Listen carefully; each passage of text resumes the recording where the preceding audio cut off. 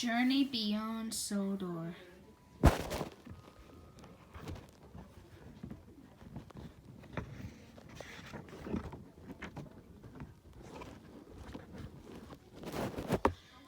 One sunny day on the island of Sodor, Henry ran into trouble in Vigorstown. A signal failed.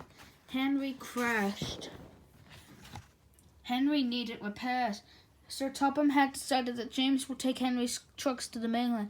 James puffed with pride. Thomas wasn't happy that James got such a great job, and the Red Engine said he was Sir Topham's favourite. Then an idea flew into Thomas's funnel. Early in the next morning, Thomas went to the Vigorstown goods yard. He quietly took James's trucks and headed for the mainland. He was excited and a bit worried. He didn't know how to find the Burlington goods yard to deliver the trucks. On the mainland, Thomas introduced himself to a crane called Beresford. Thomas asked for directions, but Beresford couldn't help. He had never been to the goods yard. Thomas rode on his way. Later, Thomas found an old, strange engine yard filled with old machine parts. "Heidi, hi, nice to meet you," tooted an engine named Lexi. Another engine named Theo rode up alone. Thomas had never seen such odd engines. He asked what kind they were. "We're experimental," Theo replied. "We're test models," Lexi explained.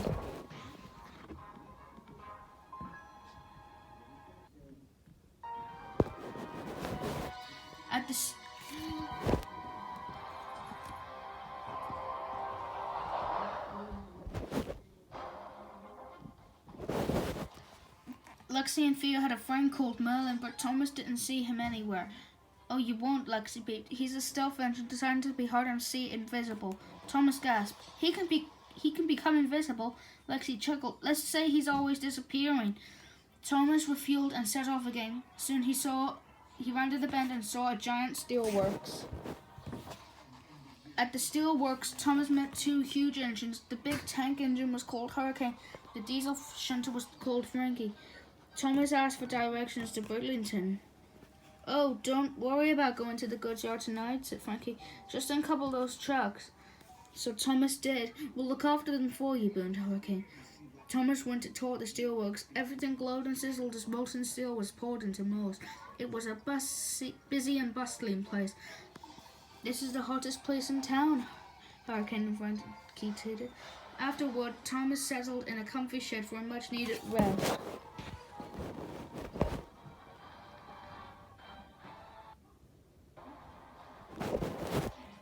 Long before dawn the next day, Frankie and Hurricane woke Thomas. They already delivered his trucks to Burlington. "Then I'd better get back to Sodor," Thomas replied sleepily. "But we helped you out, old tank engine," Frankie said. "Now won't you help us?"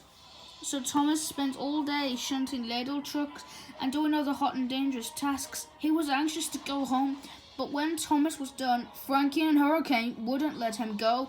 There was more work to do, and they locked him in the steelworks.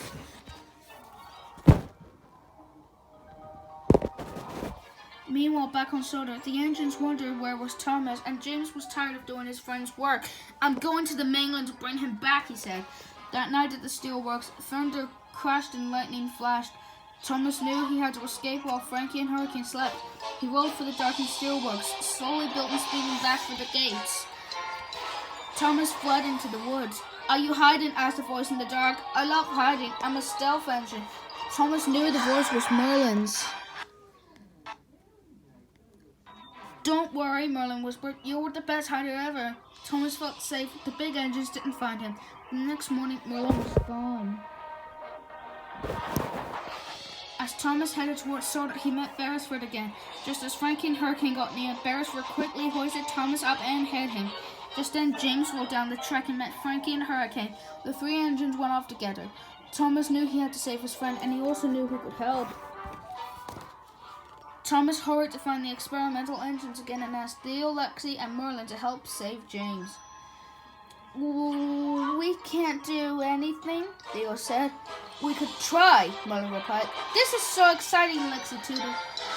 Theo and Lexi pretended there was an accident. Frankie and Hurricane went to check. Thomas and Merlin stuck into the steelworks. "James!" Thomas peeped. "We have to go."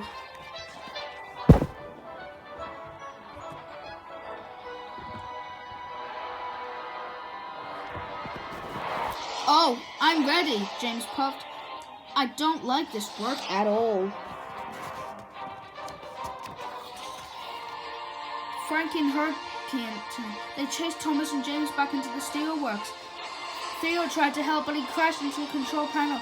A giant magnet swung out over the tracks and stuck to Thomas. It lifted him and carried him toward a glowing furnace. Theo hit the release button. Thomas crashed down and knocked over a vat of molten steel. But Hurricane shoved him out of the way.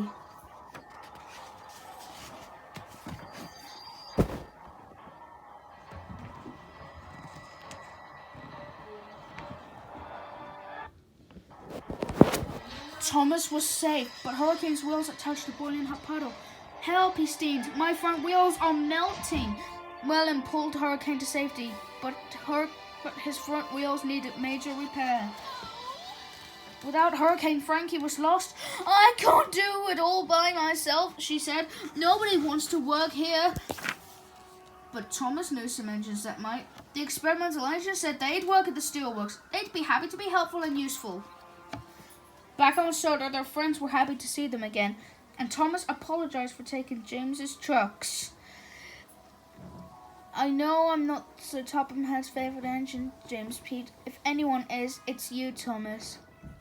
Silly James, Thomas said, chuckling. At Tidmouth Shed, their friends were happy to see them again. There's a sight for sore eyes, Sir Topham had said. He was happy to have all of his favourite engines home again.